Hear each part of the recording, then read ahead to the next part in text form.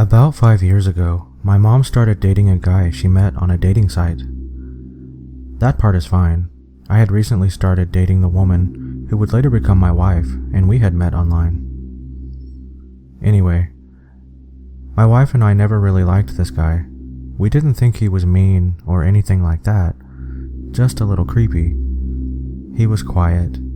He kept his eyes closed a lot, and occasionally said odd things like offering my wife a chocolate and then popping one in his mouth, closing his eyes, and moaning as he let it melt in his mouth.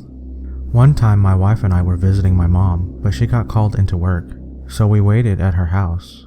Her boyfriend was over, but he spent the entire several hours just hanging out in her bedroom with the door closed.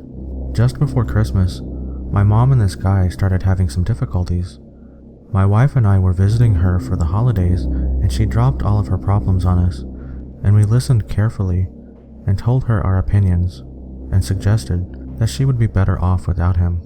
She had already made up her mind about that though, and decided to break up with him on Christmas Eve. We spent the night at my mom's and got up early on Christmas morning to visit my dad at his house. We didn't plan to spend the night at my dad's, but we got snowed in, which was actually a nice Christmas surprise.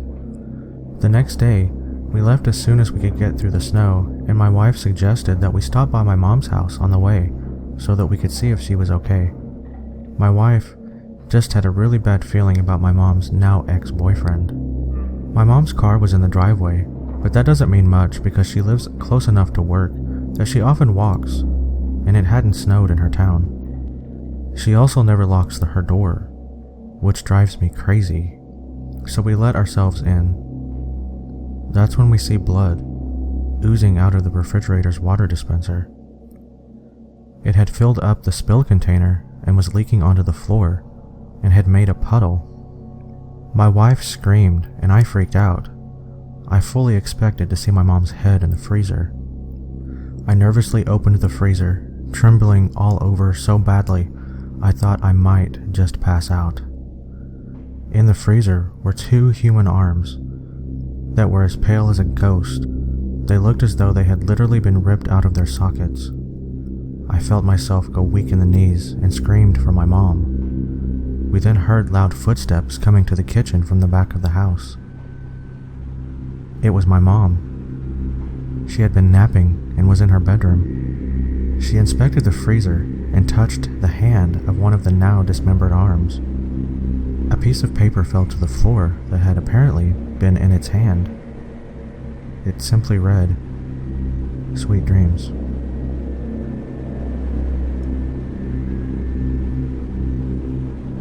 This story takes place in 1991 when I was only a couple of months old, and my parents needed to go to Mexico to fix their visas. My parents and my grandma decided to take the bus from Chicago to Mexico. Upon arriving there, my parents get off first, and when it's my grandma's turn to get off, a young, attractive lady wearing a nurse's uniform sees my grandmother struggling with her bag and also carrying me. She politely goes up to my grandmother and asks if she would like help carrying me. My grandma says if she wants to help, she can carry her bag, but the nurse keeps insisting on carrying me. My grandmother, not being very trusting of other people, continues to tell the woman no. The nurse becomes annoyed and just leaves.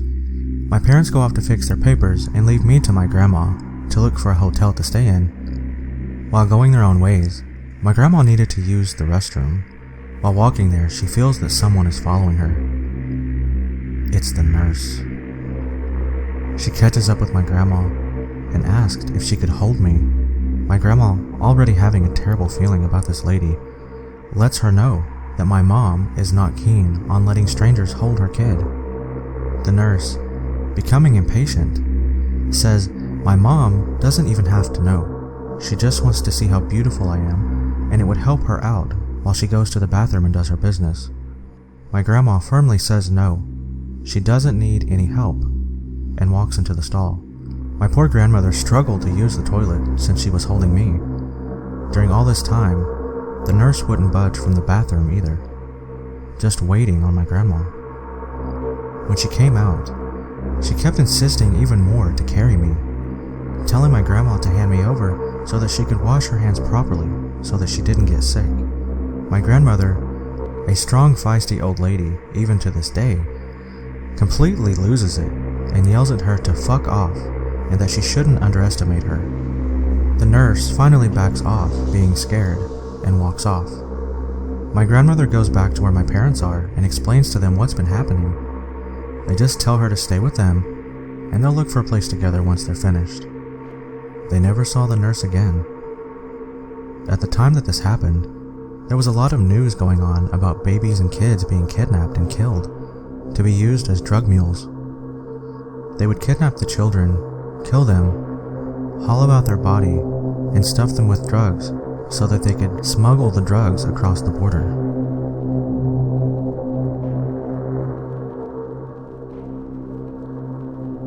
I was sitting in my room after getting home from work on the second floor.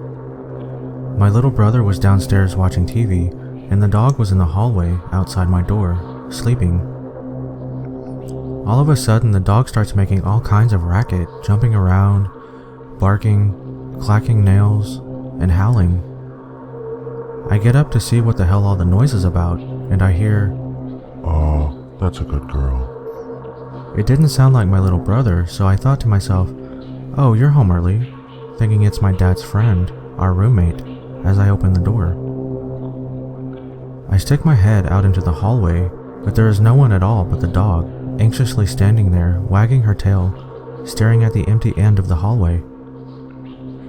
My little brother comes upstairs to yell at me for getting the dog wound into a tizzy. He said he heard the same voice, thinking it was me, or our roommate. We did a once-over of the house with my butterfly knife and his BB gun, but there was nobody.